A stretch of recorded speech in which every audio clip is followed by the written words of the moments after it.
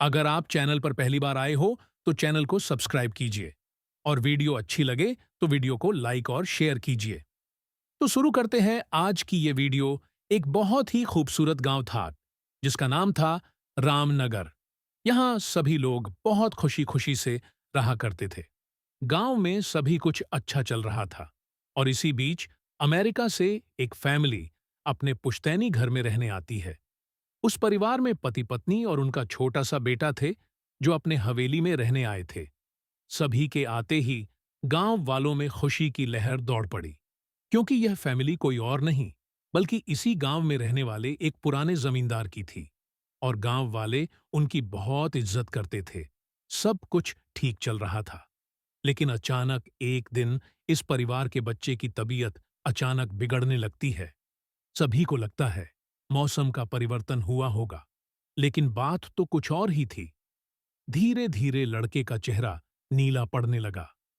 आनन फानन में परिवार ने डॉक्टर को बुलाया और डॉक्टर को भी कुछ समझ नहीं आया तो उसने पास में ही बने एक हॉस्पिटल में उन्हें स्वास्थ्य परीक्षण के लिए आमंत्रित किया ताकि बच्चे की बीमारी का पता लगाया जा सके। परिवार ने डॉक्टर की सलाह अनुसार हॉस्पिटल जाना जरूरी समझा।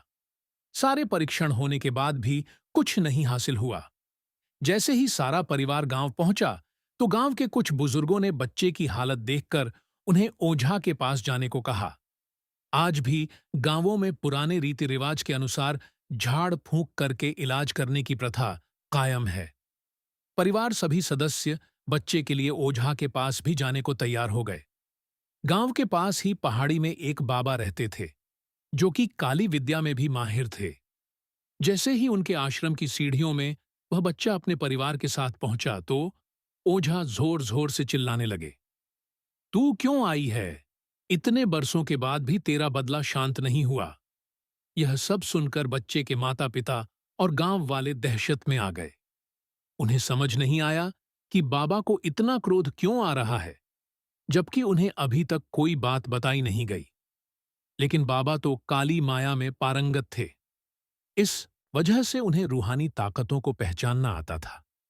सभी लोगों ने आश्रम में प्रवेश किया, लेकिन बाबा ने केवल उस बच्चे को पास आने को कहा। बच्चे की हालत बहुत ही खराब थी।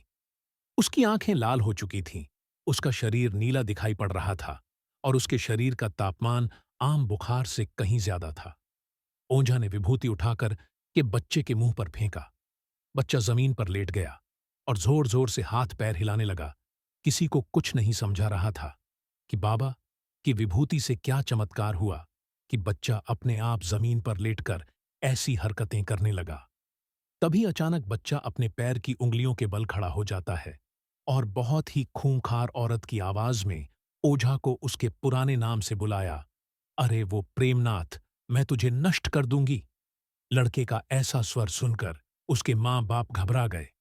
लड़के को इस अवस्था में देखकर उन्हें कुछ समझ नहीं आ रहा था कि ऐसा क्यों हो रहा है।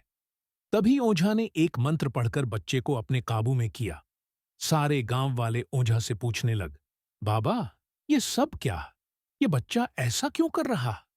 तभी ओझा ने बताया कि इसके अंदर कोई चुड़ैल आ चुकी है जो कि आज 70 साल पहले चोरी के आरोप में जिंदा जला दी गई थी। उसे ऐसी सजा देने वाले कोई और नहीं बल्कि इसी बच्चे के दादाजी थे और वह चुड़ैल अपना बदला लेने इसलिए आई है क्योंकि वह गर्भवती अवस्था में जिंदा जली थी और उसके कोख में पल रहा मासूम बच्चा भी जल गया। इसी वजह से वह उस वंश बच्चे को भी दर्दनाक मौत देना चाहती है ताकि उसका बदला पूरा हो सके।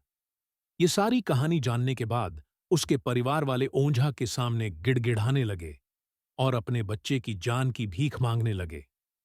तभी ओझा ने अपनी घोर तपस्वी शक्ति से मंत्रों के उच्चारण के साथ उस चुड़ैल को मासूम बच्चे से बाहर निकाल दिया और कुछ ही क्षणों में बच्चा सामान्य हालत में आने लगा।